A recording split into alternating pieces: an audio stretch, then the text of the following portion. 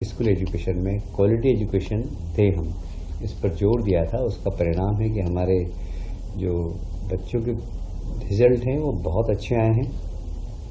और इसमें भी मुझे कहते हुए बहुत प्रसन्नता है कि शासकीय विद्यालयों का परीक्षाफल फिर से 75.79% एवं अशासकीय विद्यालयों का 72.47% रहा।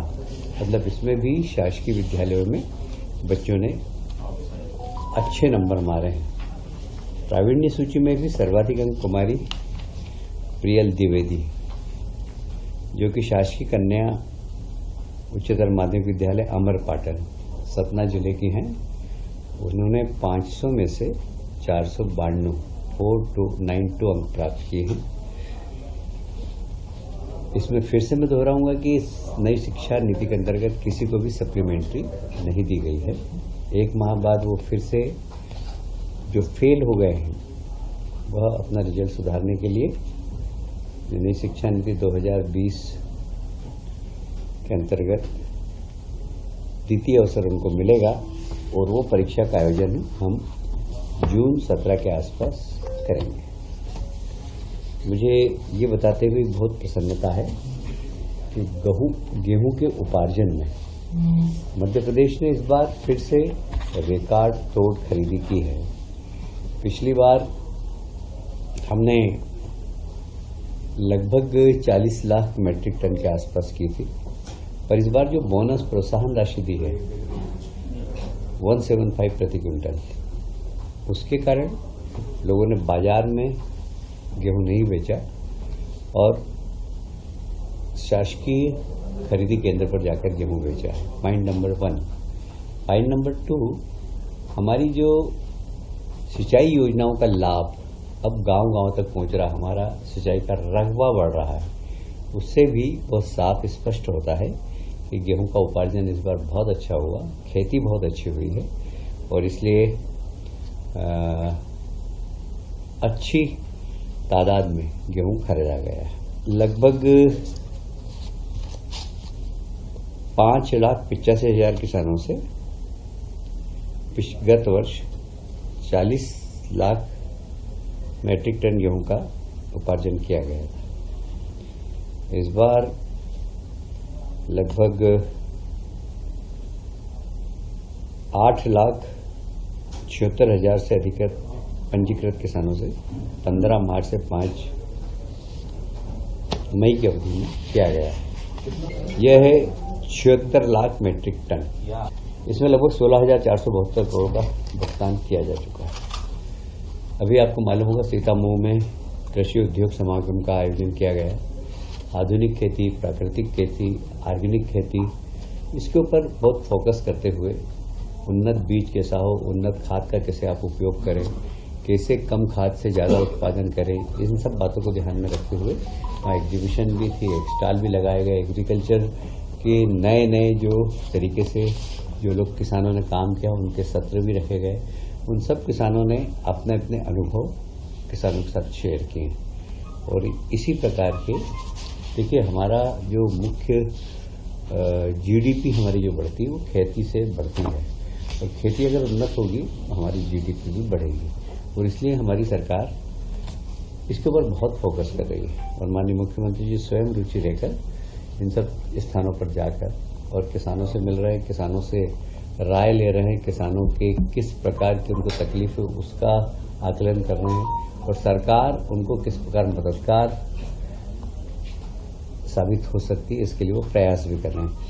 इसीलिए कल सीतामऊ में बहुत अच्छा प्रयोग किया गया। वहाँ किसान आए, किसानों ने एग्जीबिशन को देखा। जो उन्नत किसान है, जो अच्छा किसान है, ऑर्गेनिक जिन्होंने खेती करते हैं उन्होंने किस प्रकार ऑर्गेनिक खेती की है, जो प्राकृतिक खेती कर रहे हैं उन लोगों के भी वहाँ पर डेमोन्स्ट्रेशन हुए हैं और कम खाद से अधिक उत्पादन कैसे हो इसके ऊपर कुछ साइंटिस्ट के वहाँ पर उद्बोधन भी हुए हैं। यह अभी 2 और होंगे, एक नरसिंहपुर में और एक सतना में। यह माह जून में आयोजित होंगे।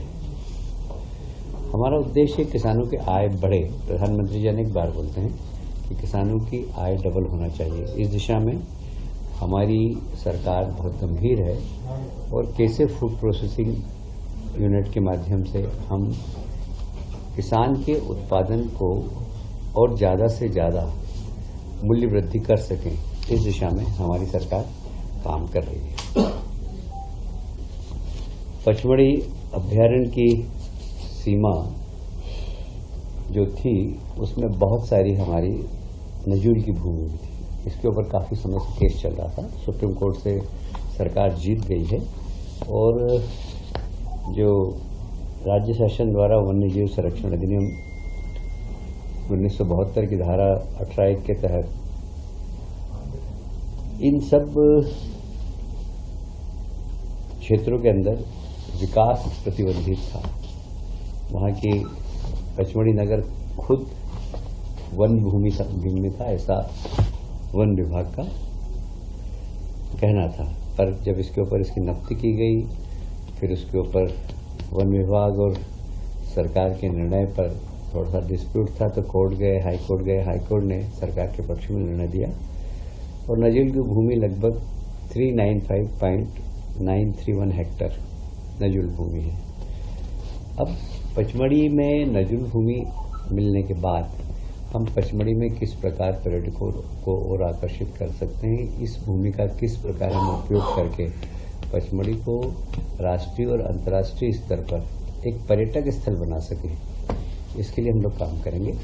और मैं समझता हूँ कि एक बहुत बड़ी सरकार की सफलता है। एक बहुत बड़ी जमीन का हिस्सा हमें मिला है जहाँ पर बहुत विकास की संभावना है।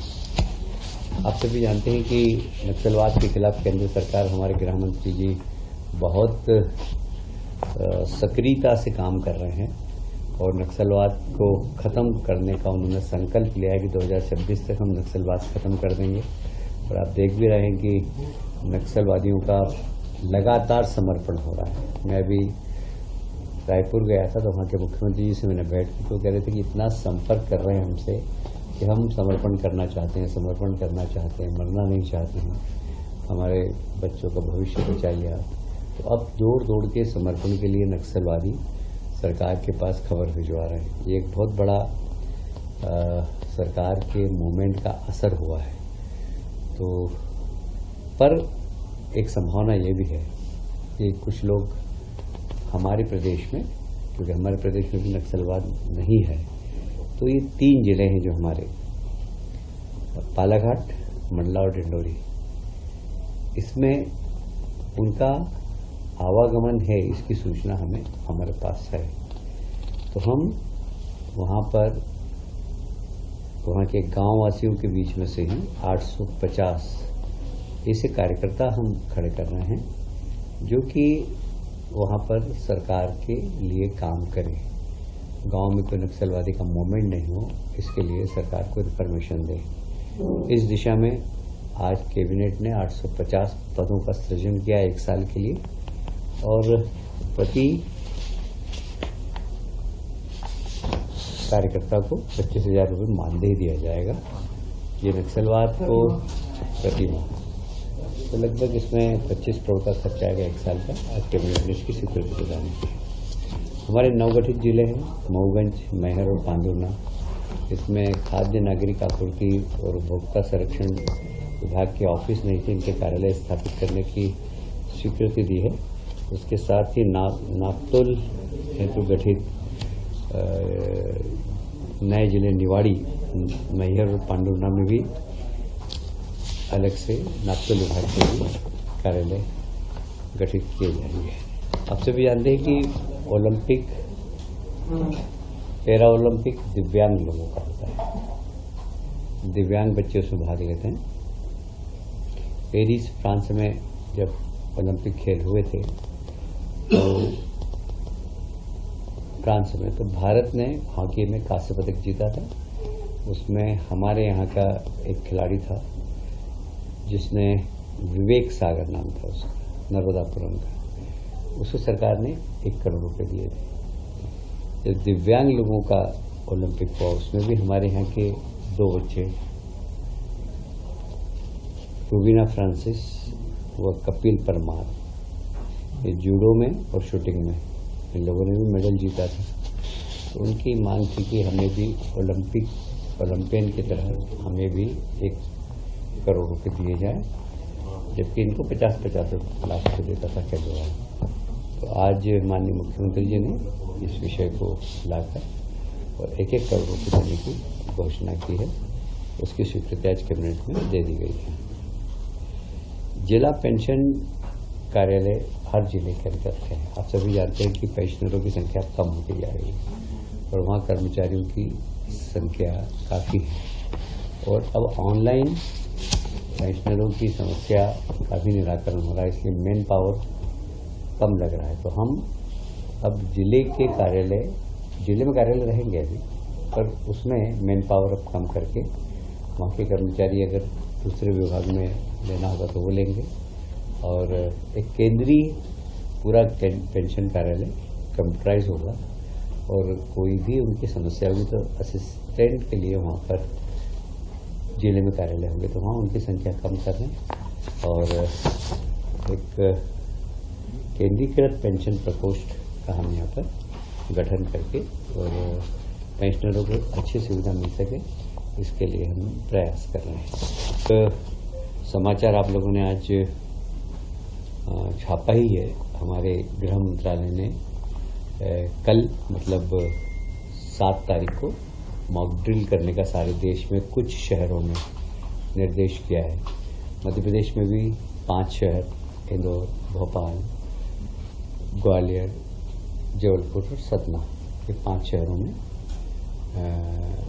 हम मॉक ड्रिल करने वाले हैं। मॉक ड्रिल के भी SOP आई नहीं है, खाली मॉक ड्रिल की जो पुरानी तैयारी है, जैसे पहले हम होमगार्ड, हमारे सोशल ऑर्गेनाइजेशन, इन सब के साथ युद्ध के दौरान जो खतरे होते हैं उससे समाज को अवगत कराएंगे और उसका मॉक ड्रिल के माध्यम से सायरन बजेगा, उस समय आपको क्या करना है, ये लोगों को शिक्षित करने का काम करेंगे। ये कल से प्रारंभ होगा। कल के लिए आज शाम को फिर से गृह मंत्रालय एक बैठक ले रहा है, उसमें SOP मिलेगी, उसमें किसकी भूमिका क्या होगी और क्या क्या हमें करना है, इसके बारे में मार्गदर्शन भारत सरकार का गृह मंत्रालय बैठक के माध्यम से शाम को देंगे। तो आपको शाम तक जानकारी मिल जाएगी। पर मॉक ड्रिल इन 5 नगरों में पहली बार प्रायोगिक रूप से होगा।